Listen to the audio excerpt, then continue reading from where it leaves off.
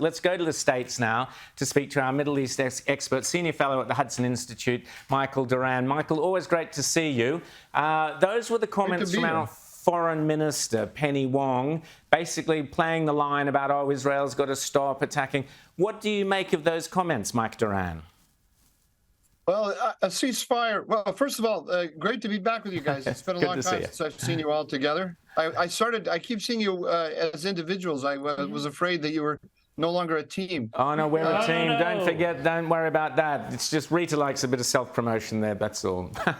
Oh, is that what it is? Okay. Yeah. Well, but, rightly so, too, rightly so. Mike, carry on.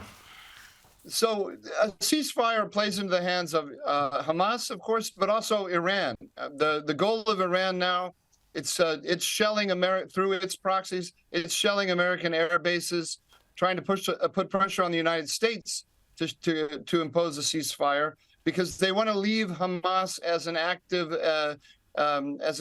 threat to Israel. They want it to still be able to fire rockets into Israel. They want to prevent Israel from completely wiping out Hamas in the north, and they want to stop it in the north, and they don't want it to, I'm talking about the north of the Gaza Strip, they don't want it to go south to Han Yunis, where Yahya Sinwar, the head of Hamas, is in a bunker right now. James.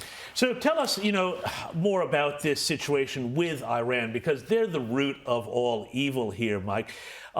And explain, please, to our viewers how Iran has been empowered by successive American administrations, first the Obama administration and now the Biden administration, which is essentially running the third term of the Obama administration. And talk to us about these 40-plus, I think there's been 42 strikes that we've barely heard about that Iran has made on the United States. Will the United States get drawn further into this conflict, or will they just take these sorts of attacks and hope that the situation doesn't escalate? Well, they're in a real dilemma, the Biden administration. It's not clear to me how much they understand the dilemma they're in.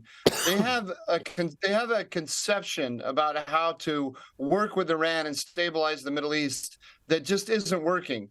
Their idea was that you come to an accommodation of Iran on the nuclear file, an agreement from them, a gentleman's agreement from them that they won't go over 90% enrichment. And in return, the United States has turned a blind eye to the oil sales to China, for example, which are now over $60 billion. So with the right hand, the United States has been enriching Iran. It has also been recognizing Iran's positions in Iraq, Syria, Yemen, Lebanon, and so on through its proxies, to whom it's providing missiles, drones, and ballistic missiles.